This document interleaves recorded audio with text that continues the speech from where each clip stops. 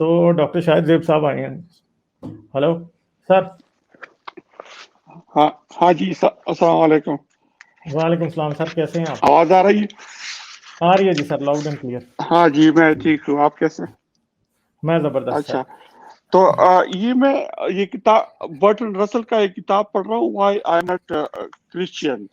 ہاں میں نے پڑھی ہوئی ہے سر. تو اس میں ہاں آپ نے پڑھی ہوئی, آپ ہی نے ریکمینڈ کی تھی.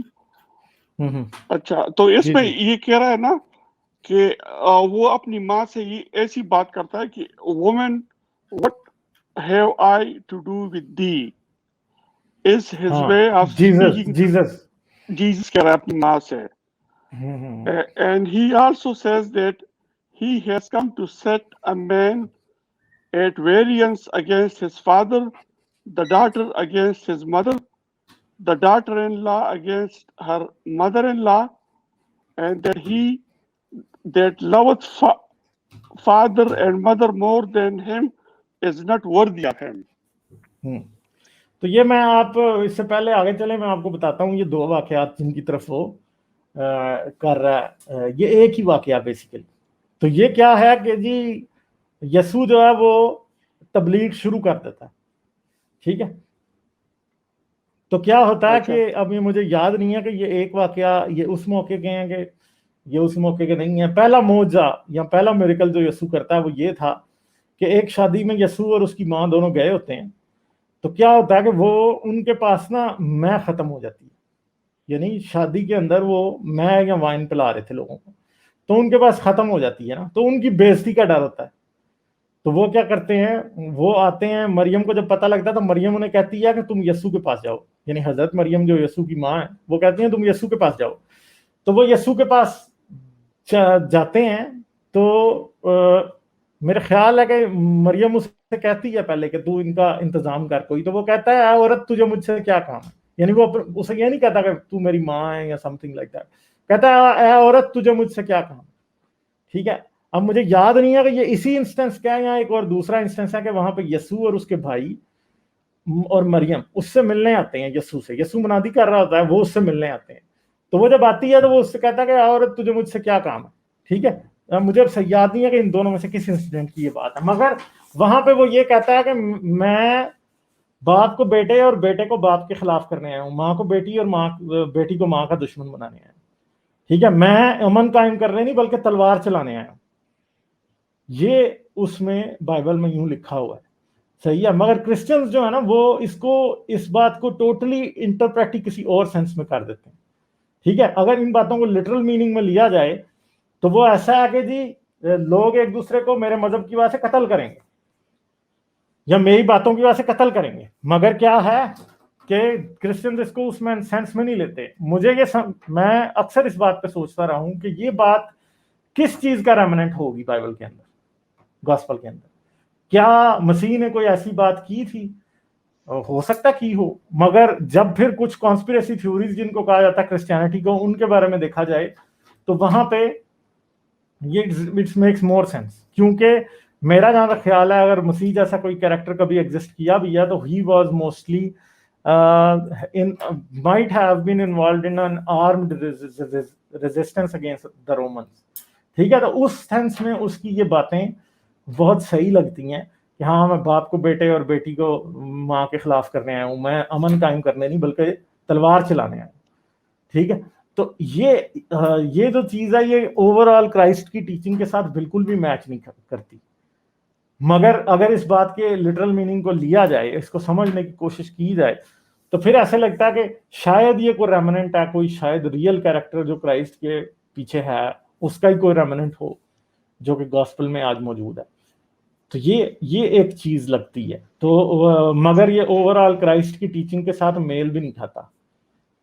جیسے کہ ہم اسلام میں کہتے ہیں نا کہ بہت سی چیزیں میل نہیں کھاتی آپس میں, جیسے کہ جو ایک انسان کو قتل کرے وہ ساری انسانیت کو قتل کرتا ہے, دوسری طرف خدا خود کہہ رہا ہے کہ لوگوں کو قتل کرو.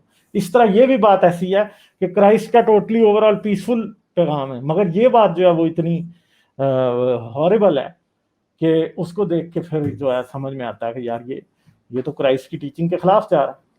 تو یہ کانٹراڈکشن ہے اصل میں.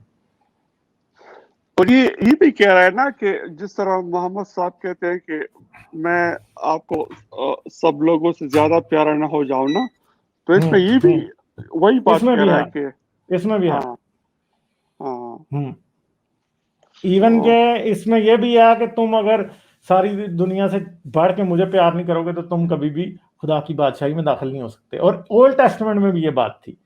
اولڈ ٹیسٹمنٹ میں جو 10 حکم ہیں یا 10 کمانڈمنٹس ہیں، ان میں سے پہلا یہ ہے تو خداوند اپنے خدا کو اپنی سارے دل اور اپنی ساری جان سے پیار کر.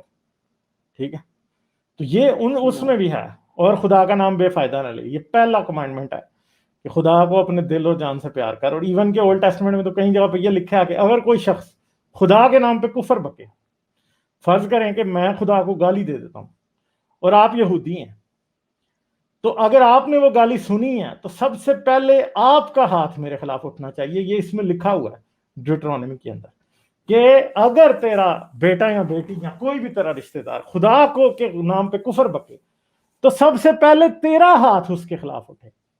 یعنی بلاسفمی کی سزا موت، اور موت بھی ایسی کہ اسلامی جو بلاسفمی کی سزا ہے اس سے بھی بری. کہ اسلامی بلاسفمی تو یہ کہتی ہے کہ ایٹ لیسٹ اس کو قاضی کے سامنے پیش کرو، وہ اس کا فیصلہ کرے گا. ٹھیک ہے، مگر یہودیت کی یہ ہے کہ کوئی فیصلہ نہیں کرے گا، تو نہیں مار دینا اس کو. ٹھیک ہے، تو اب اگر دیکھا جائے، اگر کرسچینٹی یہ کلیم کرتی ہے کہ ہمارا خدا وہی خدا ہے جو اولڈ ٹیسٹمنٹ والا ہے، تو وہ خدا تو بلاسفمی کے نام پہ یہ کہہ رہا ہے کہ جو بلاسفمی کرے اس کی گردن اڑا دو. اور اڑانے بھی کس نے ہے کہ اگر بیٹا کرے تو ماں نے اس کی گردن اڑانی. ٹھیک ہے، اگر باپ کرے تو بیٹے نے اس کی اڑانی ہے، اگر ماں بیٹی کرے تو جس نے بھی سنا ہے اس نے اس کی اڑانی گردن، اسے مارنا ہے. کہ سب سے پہلے تیرا ہاتھ اس کے خلاف اٹھے جو خدا کے خلاف کفر بکتا ہے. تو اب یہ بتائیں کہ یہ کوئی پیسفل ریلیجن ہو سکتا ہے؟ اور یہودیت تو میرا نہیں خیال کہ کسی بھی سائڈ سے کوئی پیسفل ریلیجن ہے. اور کرسچینٹی بھی دیکھیں میڈیول ٹائمز میں ایسا بھی رہا کہ جب انہوں نے زیادہ حکومتی معاملات میں دخل دینا شروع کیا تو انہوں نے اولڈ ٹیسٹمنٹ والی سزائیں لا کے پھر کرسچینٹی میں بھی ڈالی. یعنی جو عورت اپنے خاوند کی نافرمانی کرتی تھی، پیورٹن کرسچن امریکہ کے اسے ڈبو کے مارتے تھے، غوطے دے کے. ٹھیک ہے، تو بہت سی ایسی باتیں ہیں جہاں پہ ایون کہ کرسچنز بھی بعد میں رجم کی سزا بھی پریکٹس کرتے رہے ہیں بہت سی جگہوں پہ. تو یہ سب ایسا ہی ہے، کچرا ہے یہ. اچھا ہاں. اچھا ایک اور کوشچن تھا میرا کہ وہ جو قرآن میں آیا ہے کہ ایک آزاد عورت رسول اللہ کو اپنا آپ پیش کر سکتی ہے نا، تو وہ ذرا بتائے اس کا ریفرنس ذرا پلیز. سر وہ ایک حضرت عائشہ کی یا حضرت حفصہ کی حدیث ہے، میرے ذہن میں نہیں ہے. یہ صحیح بخاری یا صحیح مسلم میں، ان میں شاید دونوں میں ہی ہوں، کہ حضرت عائشہ نے یہ کہا کہ وہ عورتیں کتنی بے شرم ہیں جو اپنا آپ رسول اللہ کو حبا کر دیتی.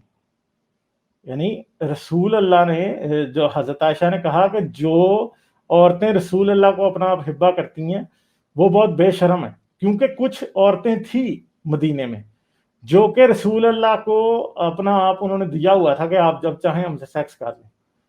ٹھیک ہے، تو یہ چیز جو ہے یہ رسول اللہ نے صرف بیویوں اور لونڈیوں کے ساتھ ہی سیکس نہیں کرتے تھے.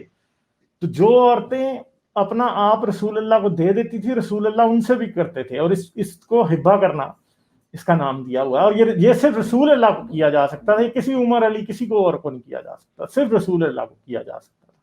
اور رسول اللہ ایک لونڈی تھی کوئی کسی اور کی، وہ تھی، اور ایک اور عورت تھی جو کہ دو عورتیں تو تھی جو کہ ریٹن ہے، جو کہ کیا کرتی تھی رسول اللہ کو انہوں نے اپنا آپ حبا کیا ہوا تھا.